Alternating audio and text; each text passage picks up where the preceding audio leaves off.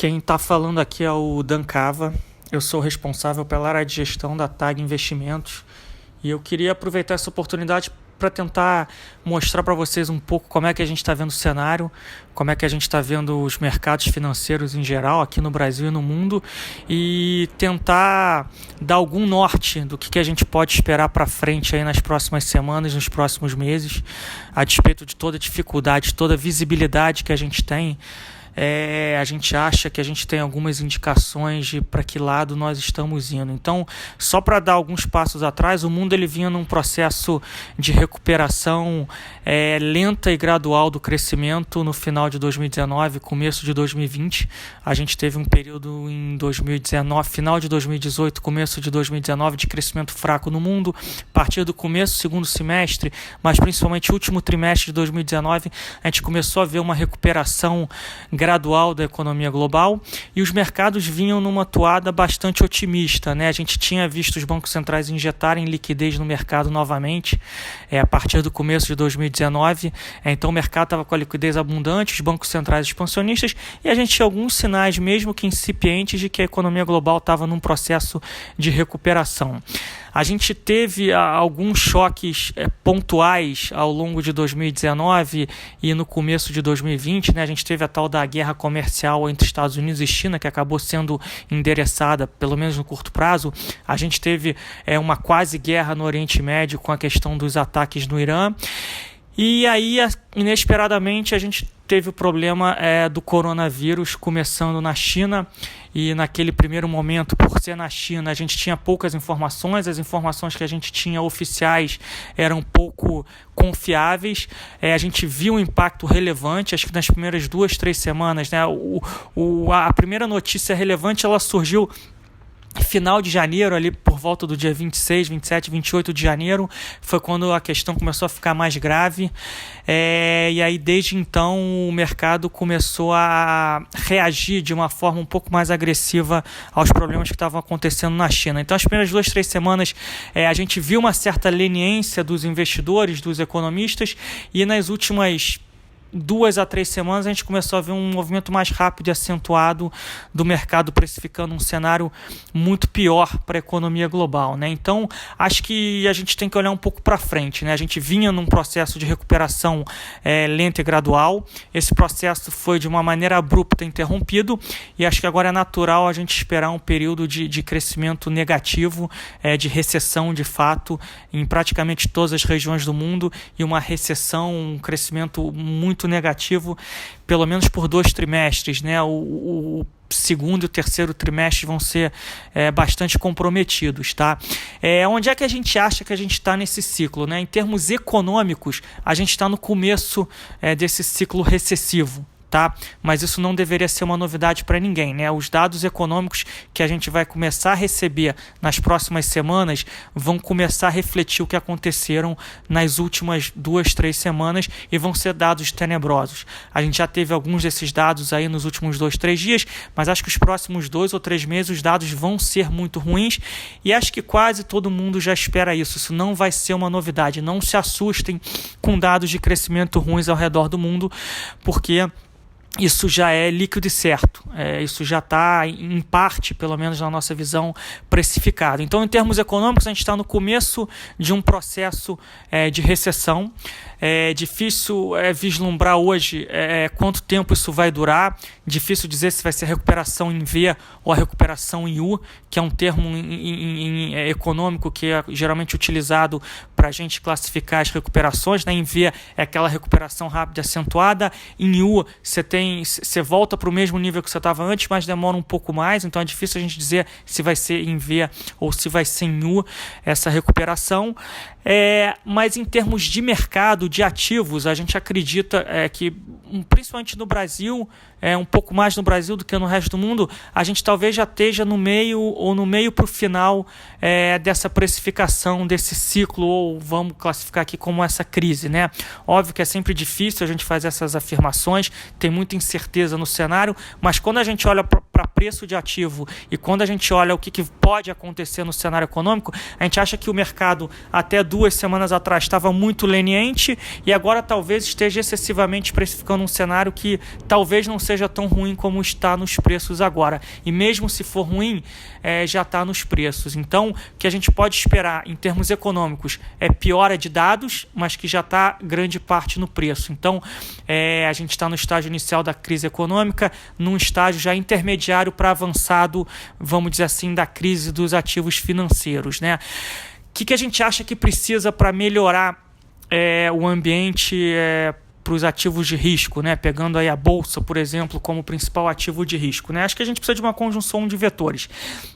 É inegável que os governantes precisam atuar, os bancos centrais já começaram a atuar e já estão atuando de forma agressiva, não apenas com queda de juros, como com medidas no mercado de crédito e no mercado regulatório. Então a gente já viu uma atuação contundente e agressiva dos bancos centrais. Eu gosto sempre de reforçar que não existe bala de prata para você resolver uma crise como a crise que a gente está passando agora. Todas as crises passadas, você tem um acúmulo de medidas que vão sendo anunciadas, que num primeiro momento o mercado ignora, que num primeiro momento as pessoas acham que não vão ser suficientes, mas essas medidas elas vão sendo divulgadas, elas vão se acumulando, em algum momento elas são grandes o suficiente para conter os danos da crise. Então a gente está no meio desse processo. Os últimos dias aí a gente teve medidas em quase todas as partes do mundo, tanto de queda de juros como atuações agressivas do Banco Central dos Estados Unidos e da Europa, que são os principais bancos centrais aí, do mundo atualmente, tá? Tem o segundo vetor dessa equação é a política fiscal, né? O poder da política monetária hoje ele é reduzido, a gente já está com juros muito baixos ou negativos em grande parte do mundo desenvolvido e até mesmo no mundo emergente, então a gente precisa de pacotes fiscais agressivos. Essa crise é uma crise diferente, ela está afetando muito mais o setor de serviços, as pessoas estão em casa, elas não estão saindo para consumir, então a gente precisa de pacotes fiscais agressivos e a gente começou a ver medidas nessa direção, né? Os Estados Unidos aprovou já 2 pacotes fiscais, um primeiro de 8,5 bi de dólar, um segundo de cerca de 100 bi de dólar, e já estão falando aí de um pacote de mais de $1 trilhão para ajudar a população americana. Já existem rumores de que o mesmo possa ser feito na Alemanha e em outros países da Europa. Então, pacotes fiscais agressivos, eles são fundamentais, são essenciais para a gente lidar com essa crise e, de novo, a gente tem passos incipientes nessa direção. Se esses passos eles forem concluídos, acho que a gente dá mais um passo importante para equacionar essa crise. Eu acho que, por último, e não menos importante, o mercado precisa ter uma visibilidade de qual o tamanho do problema do vírus, né? E aí o melhor exemplo que a gente tem é o exemplo chinês, obviamente que pegando dados oficiais, que é o que a gente tem em mãos, né? A China começou a se agravar a situação final de janeiro, a gente entrou em março já com pouquíssimos novos casos de infectados, com pouquíssimas novas fatalidades, a gente chega agora no meio de março com quase nenhum caso novo, principalmente naquela região onde foi o epicentro das infecções, tá? Então a gente está falando aí de cerca de 1 mês e meio a 2 meses de economia parada, o que é gravíssimo, o que vai afetar de uma maneira extremamente grande o crescimento global, mas que é solucionável e eventualmente a gente pode aí começar a discutir se a recuperação é em V e a recuperação é em U, a gente ainda não tem a resposta para isso. Então, quando a gente tiver uma visibilidade que os países fora da China estão começando a conter a epidemia, aí eu acho que vai ser o passo definitivo para a gente dizer que a gente pode começar a ver uma recuperação dos ativos de risco, da bolsa e afins, tá? A gente ainda está no estágio inicial, principalmente nos Estados Unidos, a gente está no estágio inicial no Brasil, a Itália já está no estágio mais avançado, a gente precisa ficar com um olho na Itália, que é um país que está sendo bastante afetado. Se eles conseguirem conter, acho que também vai ser um sinal importante para o mercado, tá? Por fim, a gente tem que entender um pouco do conceito de posição técnica em nível de preços e valuation, e aí eu faço um pouco o link aqui para a situação no Brasil.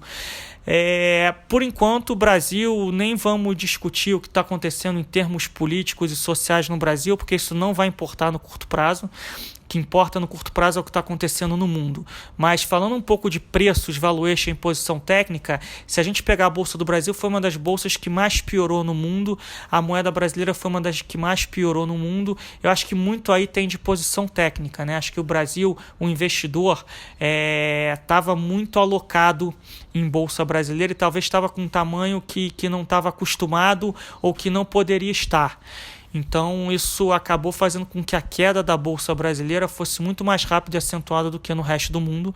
Existia sim uma complacência grande, existiam valuations que, para serem realizados, precisávamos de um cenário quase que perfeito e, infelizmente, a gente foi literalmente abatido por uma crise internacional.